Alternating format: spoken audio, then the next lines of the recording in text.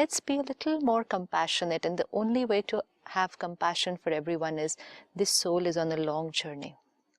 I have compassion for you means I understand what you're going through. That is compassion. Compassion, nothing else. Love, compassion means understanding. Understanding. I have compassion for what they're feeling now. Means their feeling, their behavior is not creating any disturbance here. So this is compassion, complete understanding of the perspective of the other person. This is compassion. And that's why when somebody is behaving a little unreasonably, we'll say, have compassion for the other soul. Means understand what they're going through. Don't just give your perspective. It's easy to keep on giving your perspective. Have you understood the other soul, their sanskars, their capacity? It's very easy to say you should be like this and not like this. Do you know what the other person is going through? Have compassion. That is compassion, truly understanding. And soul consciousness really helps, because then we see the soul not only in this limited perspective, but in a bigger perspective, on a longer journey, having seen so many scenes. And today here, in my company, in my connection, for me, the role could be to help them to change the sanskar, or the other option, criticize and deepen the sanskar.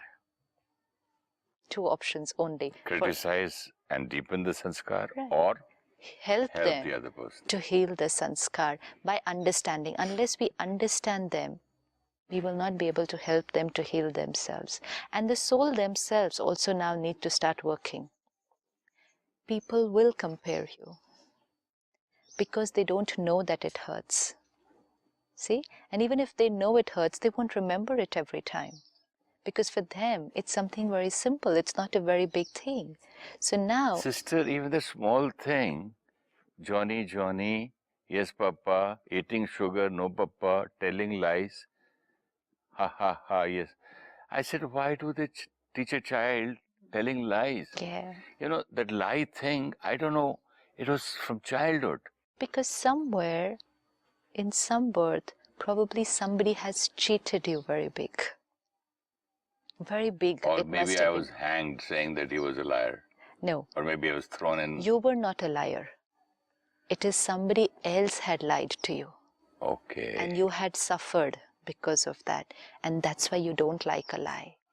If you were the liar, then you're carrying the sanskar of being the same again. Achha. But it's because somebody else had lied to you, and not a small thing. It must have been something very big. Very, very big. See, basically the mark remains on the soul, na? The wound that got created because of that stimulus, that remains. And now the slightest stimulus and these wounds reopen and they start hurting again. So what I understand from what you say is nobody knows what word, which thing, which person will react to so much. So now I need to understand, I cannot expect people to always understand what I feel. And I cannot always keep telling them, this hurts me. Don't speak like this. What I can do is start working on myself. I don't like people using the word liar, or I don't like people being dishonest to me. Maybe somebody was dishonest to me sometime, but it's past. It's over. I'm not going to carry that sanskar. Everyone around me is honest today. And if today someone still chooses not to be honest, I understand they're carrying that sanskar due to some other reason. And they're making their karmas. They're carrying, see, most important, even if they're making their karmas, if we say, then that's not compassion. Yeah. Then that's more like, okay, let him die. Let him go they're creating this bad karma. But compassion is that soul is just not being able to be honest. So there is some sanskar which is not allowing them. I can always give him good wishes. That's exact. That's compassion. May this soul be healed of this problem. Absolutely. And instead of criticism, now this compassion will radiate pure energy to that soul and help that soul to change. Many of us want to change. Like somebody who has the habit of being dishonest might want to be honest, but something blocks. Either what other people, how they will react, that blocks, or some very deep sanskar of being dishonest. So all that they need is this comfortable, compassionate energy from people around. Criticism and comparison actually stops the journey of transformation of the soul. Criticism and comparison stops the journey of transformation of the soul. Even if they want to change. And what about the punishment? That again, see, it's like a plant which is growing. A child is a plant which is growing, and here we go and give them all that critical and negative energy. We literally trample that plant. Our role was that, okay, if they're going in this direction, we give them the support and take it to this direction. But we can't go and trample them by giving them negative energy and just finishing their self-esteem. So even if they ever think of growing in that direction, they won't be able to because they're trampled. At every step, the right way of correcting anybody is empowerment. Empowerment, because correcting means helping them to change a sanskar, not punishing them for their past. Then what we are doing is only punishing them for what they have done. But empowering them is helping them to do it the different way. The two things are totally different. If a child has made a mistake, let's say a child stole something from school and brought, told a lie in school, beat up somebody in school, made some mistake in school.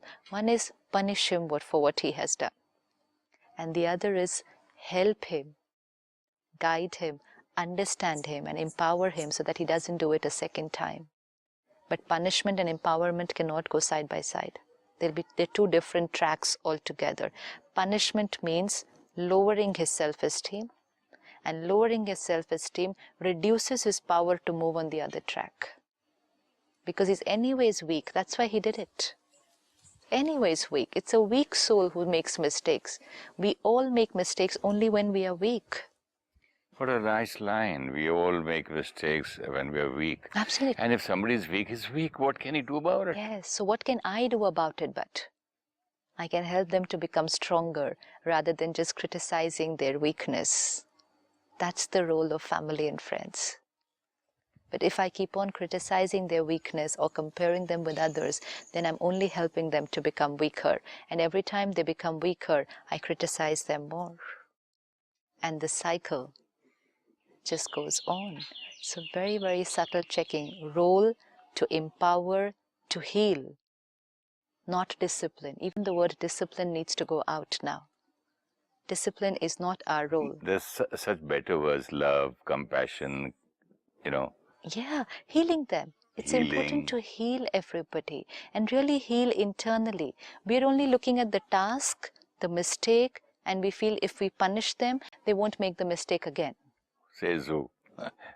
If that was true, yeah, everything would be perfect very soon.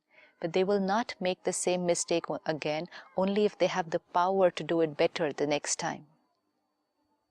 So that's the role of any authority figure, whether it's parent, whether it's a team leader, any authority figure, the role has to shift now from being authoritative, controlling, disciplinary to loving, compassionate, facilitating, guide, empowering, healing.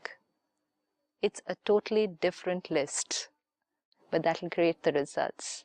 A very simple way to start doing that in the whole day is, let's stop complaining. Complaining is another C which really can deplete the energy of every soul, and especially of the one who's doing it. And also the person who listens. Yes. I get tired of people complaining. Yes. Stop it, yaar. Yes, absolutely. Absolutely. See how it can sound? Yeah. So if we are in that habit of complaining, let's pause and check, what are we trying to do? Are we trying to say that we want a perfect world? The world is not perfect. And this is our weakness. If we are expecting the world to be perfect, if we are expecting people to be perfect, let's accept them as they are and then move forward with them. One day checking, can I live the entire day today without complaining about anything? I really need to check how strong I will feel by the end of the day, because I'll save a lot of energy. It's a very simple thing. Let's say you go for dinner to a restaurant and two people are sitting for dinner, and the person who comes to serve them serves them soup. but the soup doesn't turn out to be as hot as it's supposed to be, or turns out to be cold, let's say.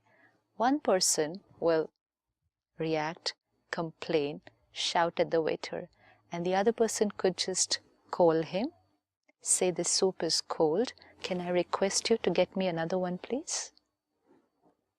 What is this? You're having a restaurant. We're paying so much. Look at the rates you're charging, and this is how you work. Yes. Give me the complaint register. Call the manager. I would like to complain. What's the result? Feedback, request. Complaint, damaging. Somewhere it's our subtle ego which is working. The person who's complaining has an attachment to a certain image of how things should be, attachment to an image of how people should be with me. And if people are not going to be that way with me, then I'm going to complain because it's a threat to the image that I have about myself. So it's very, very subtle. I want them to do this way, speak to me like this way, because this is who I am, and this is how they should be. Beautiful. Very subtle. Beautiful. Sister, can we have a meditation on this? But it's also important that now throughout the day we start doing a little homework. Okay. And start taking care. Complaints. Be aware. The minute I start complaining, stop. I shall not complain today. This is depleting my energy and the energy of everyone around me. Criticism, comparison, control. 4 C's. To be replaced by compassion and understanding. Let's go beyond them. Let's sit back. And let me look at myself in the field of relationships.